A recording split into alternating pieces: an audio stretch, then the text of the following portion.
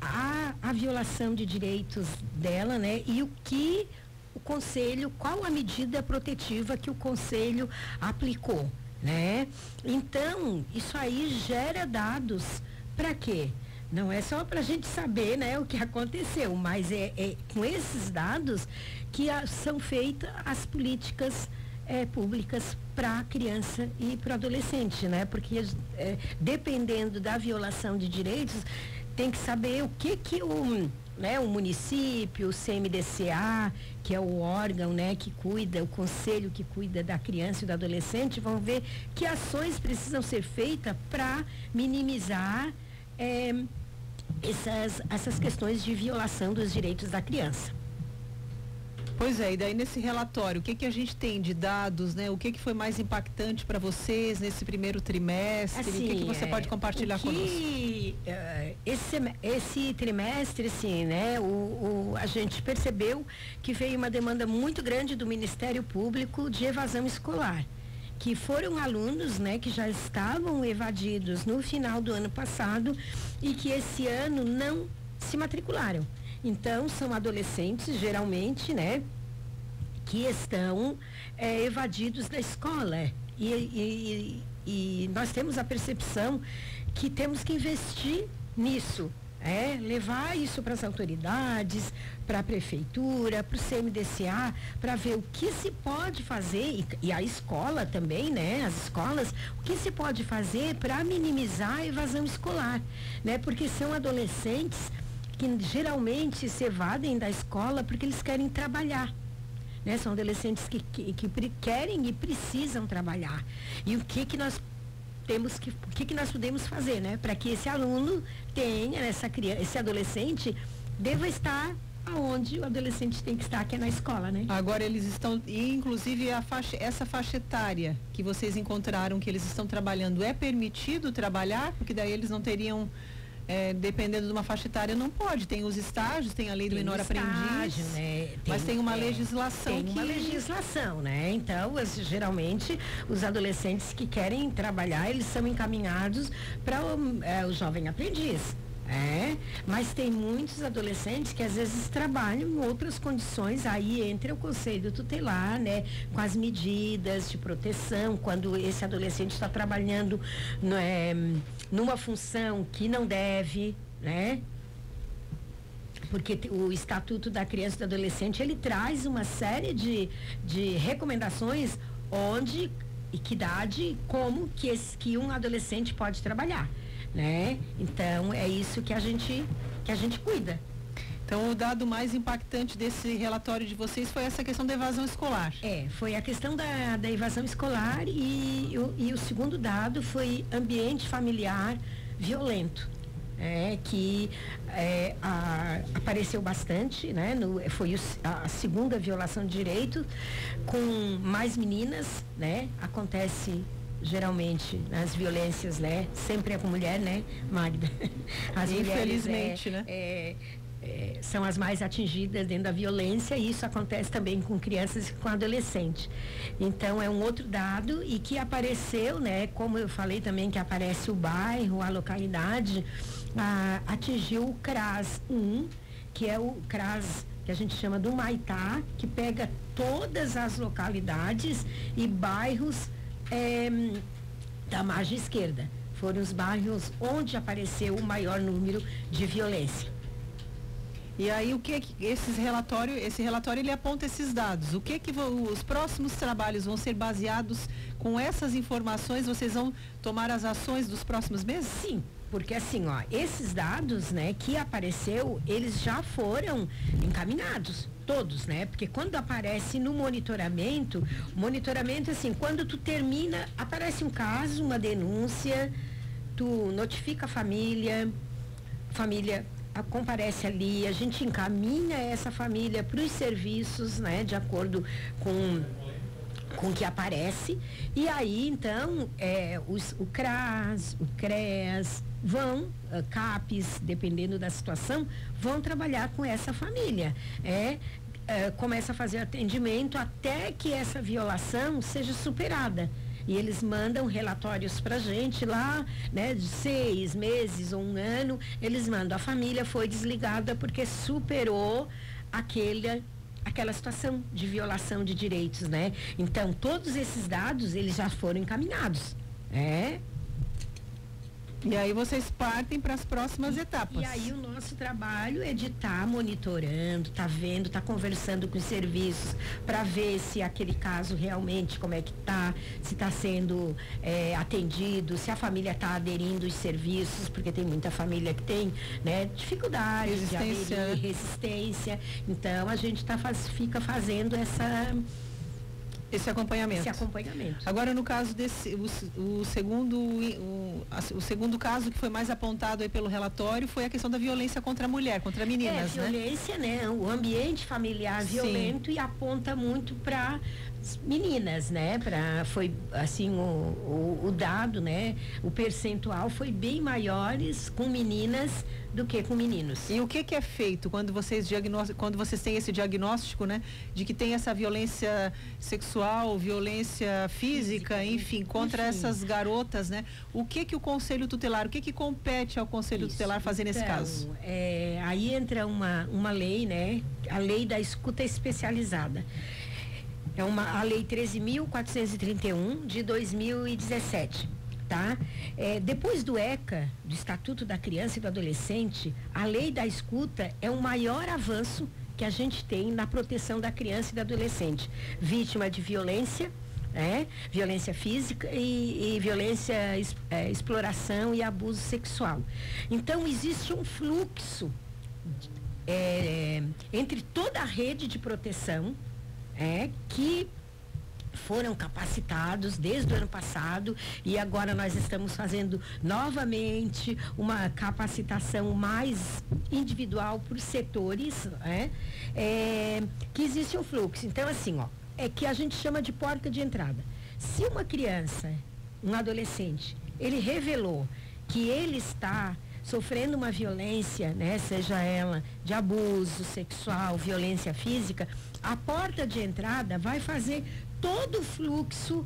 Para quê? Qual é o objetivo? Para que a criança não tenha que se revitimizar várias vezes. Porque antes uma criança fazia uma revelação na escola, aí a escola levava para a delegacia, ela fazia a revelação na delegacia, depois ela ia para o hospital, fazia, e enfim, a criança revitimizava várias vezes. Então agora não, ela conta uma vez só. E é suficiente. Aquela porta de entrada vai fazer todo o fluxo, mandar para delegacia, para o CREAS, para conhecimento do conselho, para todos os órgãos, para proteger aquela criança, para que ela não tenha mais que passar por aquela situação, né?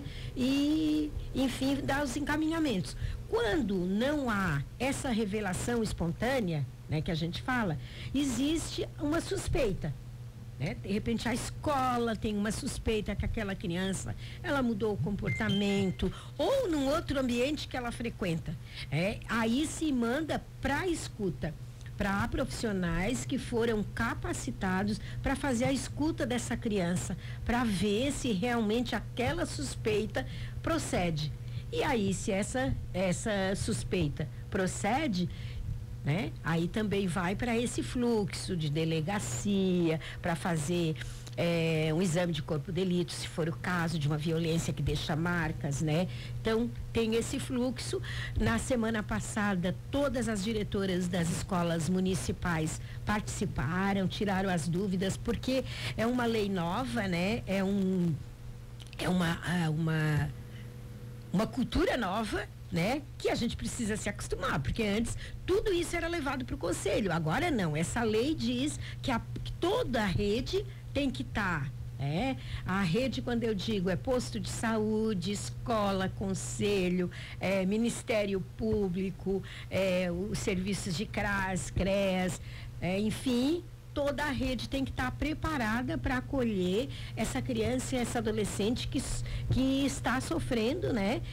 De alguma forma de violência ou física ou sexual, ou testemunha, né, também, né? Uma criança que é testemunha de uma violência, ela também é violada, porque psicologicamente, emocionalmente. Até para que ela tenha que ela consiga curar essas feridas, né, Sara? Porque em muitos casos ela fica ali, às vezes não pode falar, além de tudo que ela viveu, ela ainda tem que sofrer calada, porque não consegue passar para ninguém aquilo ali, né? Porque o interessante dessa lei é que ela traz isso, que a criança vai colocar a situação que ela está passando para quem ela se sente segura. Que pode ser na escola para um professor, para uma merendeira, para uma diretora, né? Na catequese, num posto de saúde durante uma consulta, no hospital. A criança pode revelar a qualquer momento, quando ela se sente segura, o que ela está passando. E aí, para não acontecer isso, agora ela falou para mim, então agora vamos chamar a polícia, vamos chamar. Então, não, a criança fala uma vez só, e essa pessoa que vai seguir o fluxo para atender, né? Essa legislação já está em vigor, né? Já está em vigor, tem ela em funcionamento. Foi sancionada em 2017, né? E como toda lei, ela dá um prazo para que os municípios, né, comecem realmente a aplicar essa lei. Então, o prazo, assim, foi o ano passado, né, para que fosse toda a rede, todo o município foi capacitado, e agora nós estamos fazendo, né, uma capacitação mais setorial, começando com a escola. Por que a escola? Porque a escola acaba sendo o primeiro lugar, né? O espaço onde a criança mais convive é na família, é na escola. Então, estamos fazendo essa capacitação com todas, né? Com todas as escolas. Depois a gente vai voltar para a saúde, porque mesmo sendo profissional da saúde, ainda existe aquele medo, né? Mas eu vou encaminhar isso, eu vou mandar, né? Essa declaração da criança. Então, é isso, né? E tem que ficar claro que quando uma criança faz uma revelação, né? Tu tens a obrigação de levar adiante, porque omissão também é crime, né? Se tu sabe que uma criança está passando por uma violação, né? Por uma violência, se tu não faz nada, tu é conivente. Então, é isso. Agora, até para as pessoas entenderem, né? Você, conselheira tutelar, foi eleita na eleição do ano passado, juntamente com outros conselheiros, né? Vou pedir para você falar um pouco sobre o trabalho que vocês realizam de maneira geral, quantos conselheiros são, vocês são divididos, né?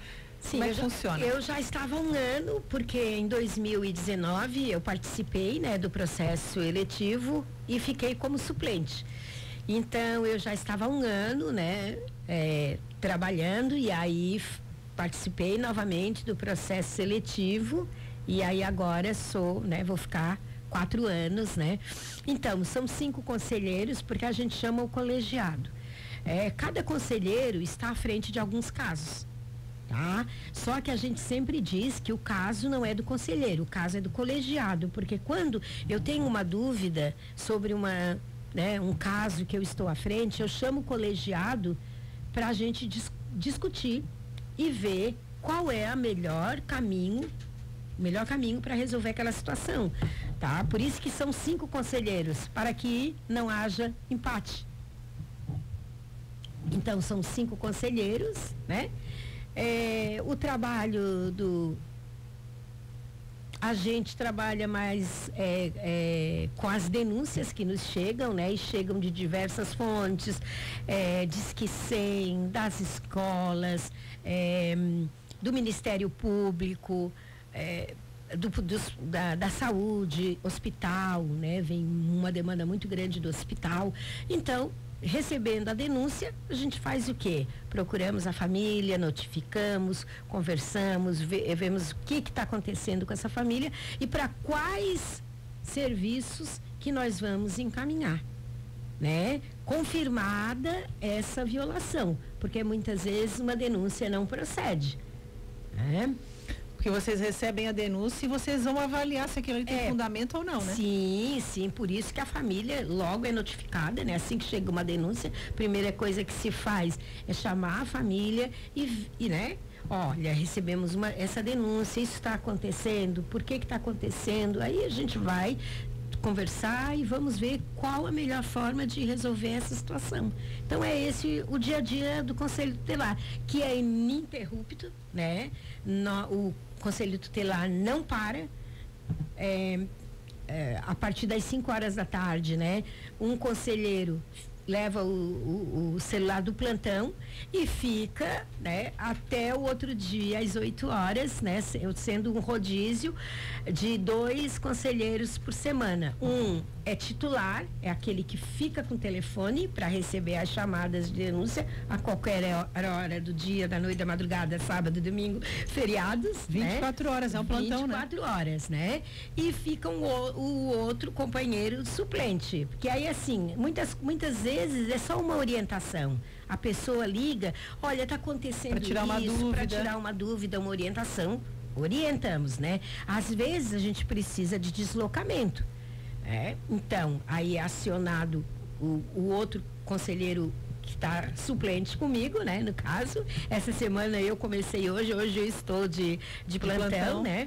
Fico até segunda-feira que vem com a Jamile, que é a minha suplente, e aí atendendo as denúncias que vêm, orientando, né? Às vezes a gente tem orientações, às vezes a gente tem que se deslocar e chamamos o motorista e vamos até o local para fazer a proteção da criança e do adolescente. Falando na Jamile, ela está comentando aqui na nossa live. Boa tarde, Magda, parabéns pela iniciativa em chamar o Conselho Tutelar para estar falando o relatório trimestral que encaminha ao Conselho Municipal dos Direitos da Criança e ao Adolescente e ao Ministério Público. Que esse relatório, além de tudo isso que nós estamos falando, ele vai para o Ministério Público, vai para o Conselho, fica tudo arquivado lá. Sim, e que saia do papel, né? Que ele se transforme em políticas públicas para criança e principalmente para adolescente, porque nós temos uma defasagem muito grande. Tem vários órgãos e tem vários programas para criança. Para o adolescente nós temos uma carência muito grande, Magda. O que nós temos hoje é o menor aprendiz, o jovem aprendiz. Nós não temos assim um espaço pro adolescente. Pro adolescente, sim, ele tem o trabalho. Mas o adolescente não precisa só de trabalho, né? Ele precisa de outras experiências, de arte, de cultura. Então é isso que nós queremos trabalhar junto com a escola, que talvez isso minimize a evasão. Tem uma outra pergunta aqui para a gente finalizar. Boa tarde. Como está a confiança da população com o Conselho? Ela está perguntando se as pessoas confiam no Conselho Tutelar? Nós fomos eleitos, né, pelo povo, né? Então eu acho que as pessoas, né, votaram, né? Teve uma representação muito grande, né? Uma mobilização, né? Até a gente agradece os meios de comunicação que nos possibilitaram ir lá e colocar as nossas metas, enfim, pedir, né, que nos confiassem. Então eu acho que a partir do momento que tu estás lá, porque a população te escolheu, há sim uma confiança, mas tu tens que mostrar que tu tá apto, que tu tens que trabalhar. Então eu acho que assim, a gente conversa muito com a reunião com as professoras, né, com as diretoras na semana passada, nos deu assim ficamos muito contentes com com feedback. Isso, com feedback de dizer que esse conselho, esse colegiado está muito aberto, né, para essas demandas. Então eu acho que que nós estamos abertos, né? Qualquer denúncia que vem, a gente atende, sem julgamento. Qual é o telefone mesmo?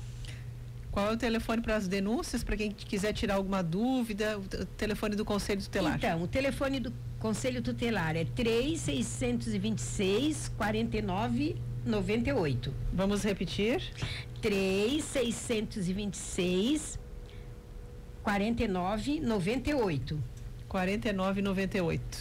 Quero agradecer você por estar aqui conosco, Sara Santos, conselheira tutelar, o Newton de Campos, vereador, está participando de novo aqui na nossa live. O trabalho do Conselho Tutelar é importantíssimo. Muito importante. Obrigada por você estar conosco nessa tarde, parabéns pelo seu trabalho e uma ótima semana. Obrigada, Magda, e muito obrigada por nos dar esse espaço. Estamos sempre disponíveis. Nós é que agradecemos. Agora 12h43, Jornal Hora Hiper, terceira edição, faz uma pausa. Na volta nós vamos saber como é que foi o evento.